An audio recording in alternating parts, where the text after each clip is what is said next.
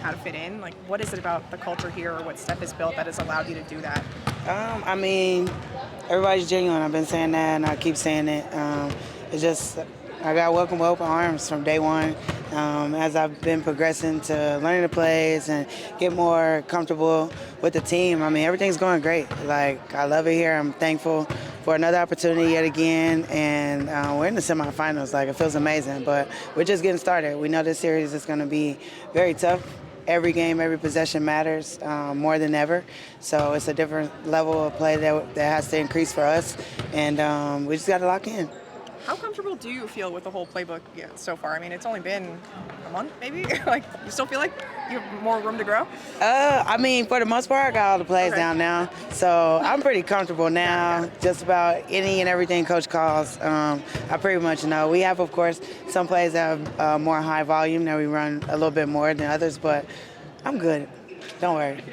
What's it been like having other players that came in on those hard contracts to, have the group of like newbies, but then also like acclimating together with, the returner or the people that have been on the team? And has that been helpful to kind of all have that group? And do you guys feel like right now it's like everyone's, on the same boat? I mean, I'll say that we have all the pieces that we need for this playoff run.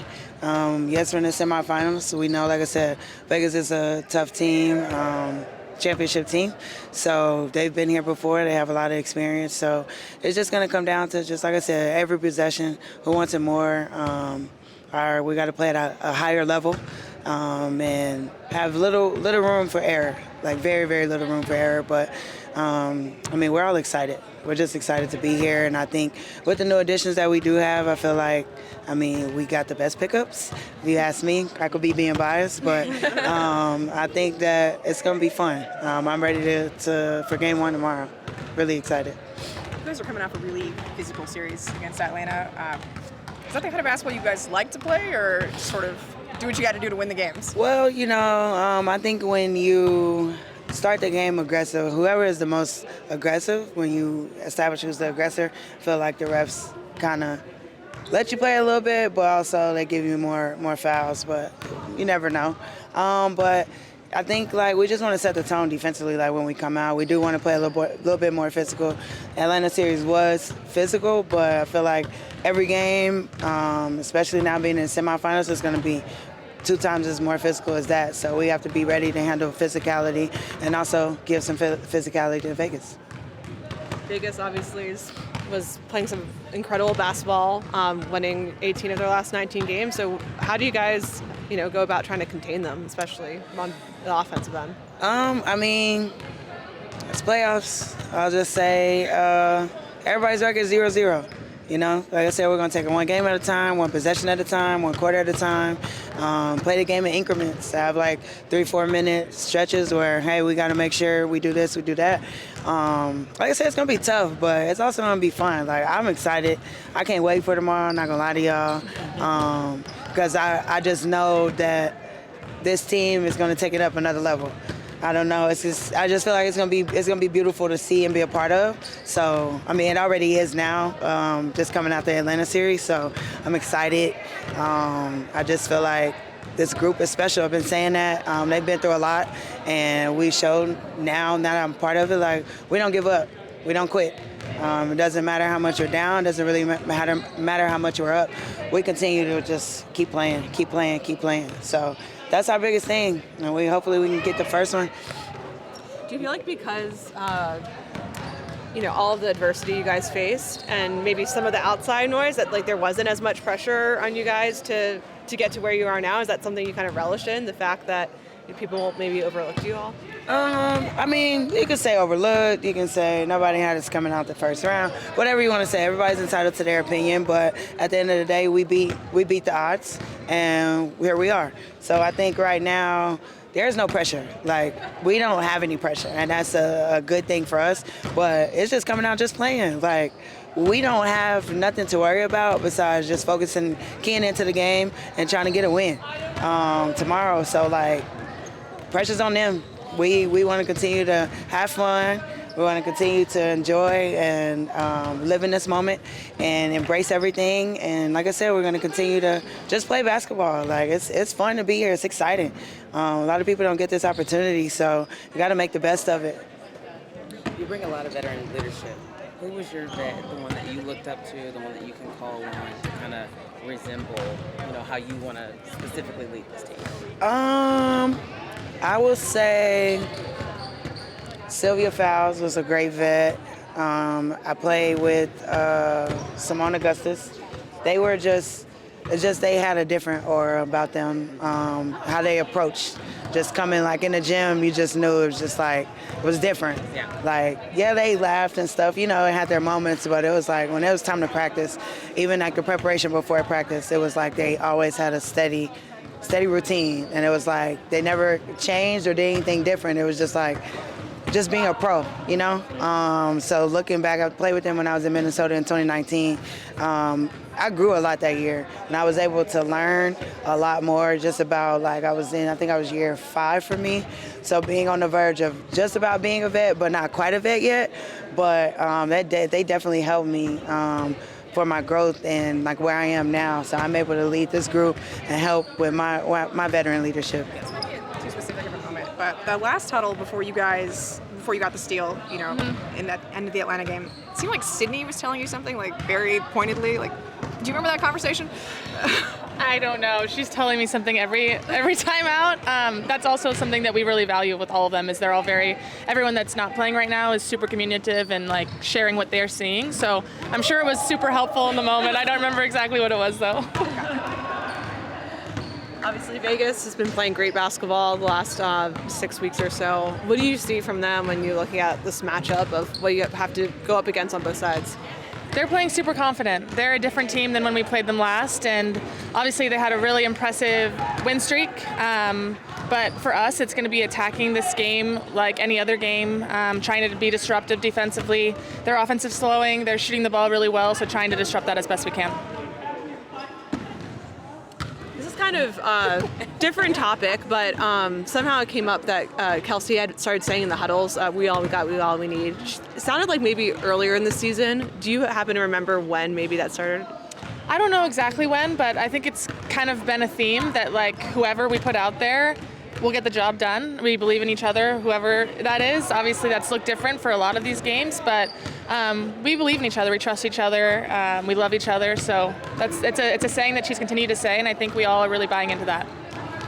Another moment that actually came up after the game on Thursday was that Connecticut come from behind win when you guys forced OT of maybe a moment where you guys realized what you were capable of. Do you remember that being a turning point or any sort of thing about this group can still put some great basketball together? Yeah, I think going into the locker room, obviously that was the game Sophie got hurt. We were down a lot, but I think for us, really buying into the fact that we're never out of it, regardless of people think we aren't going to win, people think we're not going to come back. The game's never over until that final buzzer. So for us, just continuing to believe, continuing to trust in the process. But yeah, that game was really exciting, and I think that just showed us that we really are capable of whatever we want. Is that? Sorry, go ahead. Finish it. Oh, is that something that is coming from the coaching staff? Is that something that's coming from the vets on this team? Who's really embodying that message or sharing that with the group? Do you feel I think it's collective. I think everyone individually is bringing their best self to the table, and I think with that's all we can ask from anyone. And because we believe in each other so much that it doesn't matter what happens, what hand we're dealt, we believe that we can get the job done, and it definitely does start from the top. I think Steph really does believe in all of us, and I think that's something that we all value individually, and collectively that makes us the best that we can be. Last year, so much of the talk was how little playoff experience you guys had. Obviously you added a lot, but just coming out of that series, you, Aaliyah, Kelsey, getting the opportunity to finally win the series, what do you feel like you learned from that? Honestly, I think it just comes down to really focusing on the details. That's something that Steph has really harped on us. I think the vets have harped on us that have been in those playoff experiences, that it's not only what's happening in the game, but in shoot-arounds and practices. It takes an extra level of focus and intentionality that I think we didn't necessarily have last season in the postseason, but now hearing that that's so important, all of us have that extra level of focus heading into each game. What are some of the details you notice about Vegas that they do well that you need to hone in on? I mean, their offense is really good. They are shooting the ball really, really well. I mean, they're a well-oiled machine. They have a lot of playoff experience. They have experience winning. So I think in a series, it's going to take a lot more energy and passion and focus from us. And I think we're excited about the challenge. I don't think people see it and expect us to really put up a fight, but we're here to fight. We're here to shock people. We're here to win games. So we're excited about the opportunity. I mean, you guys have seen so many important contributions from players who weren't on the team in training camp or barely had roles at the start of the season. What is it about the environment that you've created that has enabled that to happen? I mean, everyone stayed ready, and I think whether they didn't play, whether they're on the team for the past 2 weeks, everyone is coming in and contributing and impacting the game the best way that they can. Steph always says, no one needs to do anything more than what they normally do. No one needs to play outside of themselves, and everyone has a way to impact the game, and I think that's what's been really, really cool to see. So first semifinal appearance, just what's your emotional state right now? Normal, I think. It's practice, trying to prepare like anybody else would, like any other day. But keep the main thing. That's all you can do. How long did you let yourself celebrate that win on Thursday? Probably the end of the night, at least getting on the plane, because the emotions were still high for everybody. It was a big step for us, so it was a lot to be grateful about. What was that plane ride like? It was pretty cool. It was pretty. I think this the gratefulness across the plane was really big for us. We all differently came from, so even the personnel staff. Some people like Hillary Spears has been here as long as I have, and she's finally, in a playoff hunt. So it's big for everybody. I think everybody had a piece of it. Is that when you got the flowers too? No, that was yesterday. That was yesterday. Yeah. I was on the way here. Yes. Yeah. Got it. What was that reaction like for you? Oh, that was pretty cool. This is my first MVP anything professionally, so I didn't know they were using a finalist list. So that was big for me and my team and my family. So yeah, I'm just gonna keep being grateful about it. Not too high, not too low. When you think about how the Fever matches up with the Aces, what do you feel like is your team's biggest strength entering the series? It's a good question. I think that I think the best way to put it is our downhill edge that we could possibly have on them. We're not that agile, but I think that we can all kind of put the ball on the floor and get to the paint and create for each other, which is a big deal for all of us. 4s and 5s can do it. Tosh and AB could do it for us. Vice versa, they could do it for we could do it for them. So I think that's one of our edges. You guys have been, up and down at times defensively this year, but what do you have to do defensively this series to stop a really good Aces offense? Oh man, I think that you have to, at the point of attack defensively, you got to be there. I think, I'm obviously dealing with one of the best players in the world, the history scene, and so at the point of attack, you have to be there on time. You can't be late. You can't wait for them to come and punch you.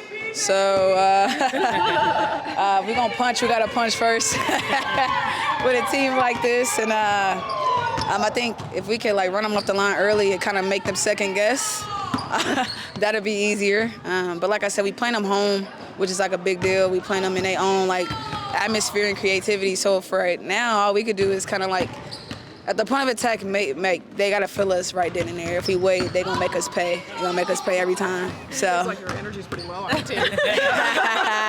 Yeah. Gotta pick that up for tomorrow. Man, it's not enough. They're hilarious. I'll listen to her.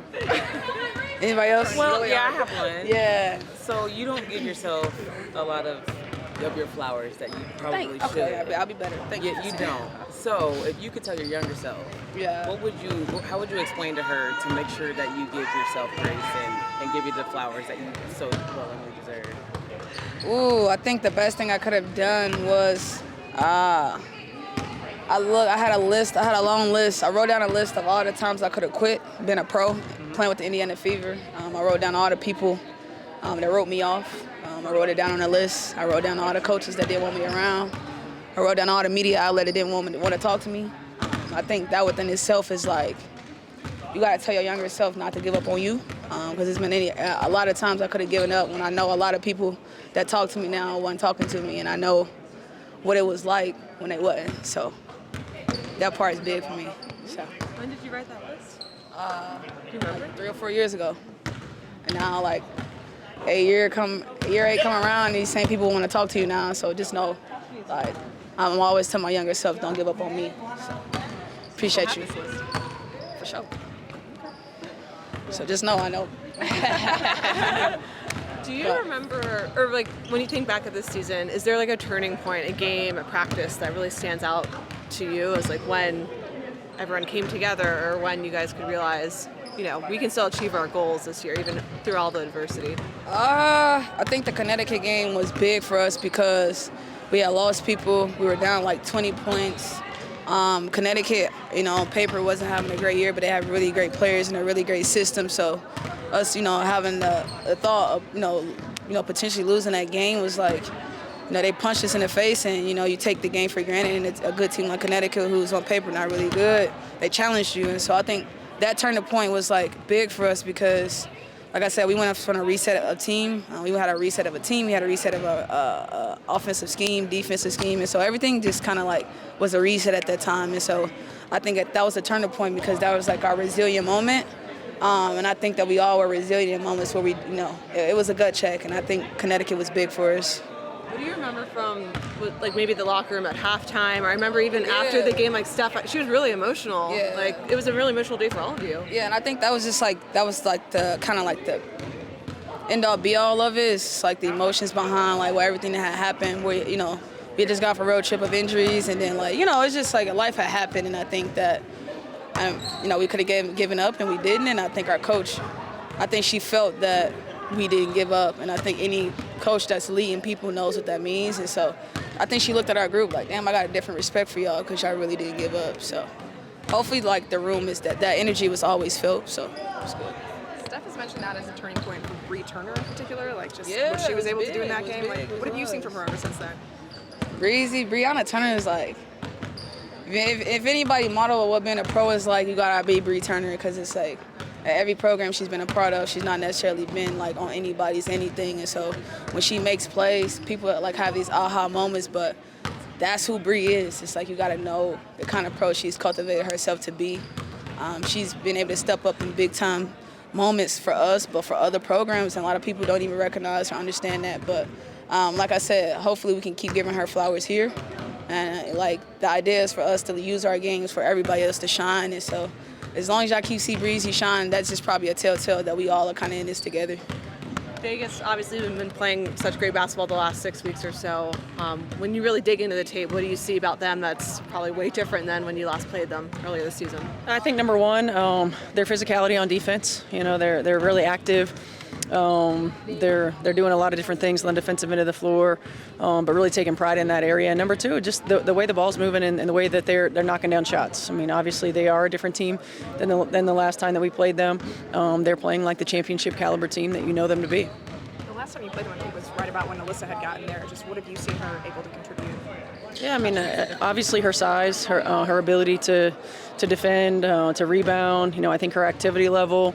You know, I think when you play alongside somebody like Asia Wilson, you rise to the occasion, right? You understand and learn what it takes every single day to come out and be your best. And I think that she's continued to improve throughout the course of the season, and she's been instrumental in helping them from that position.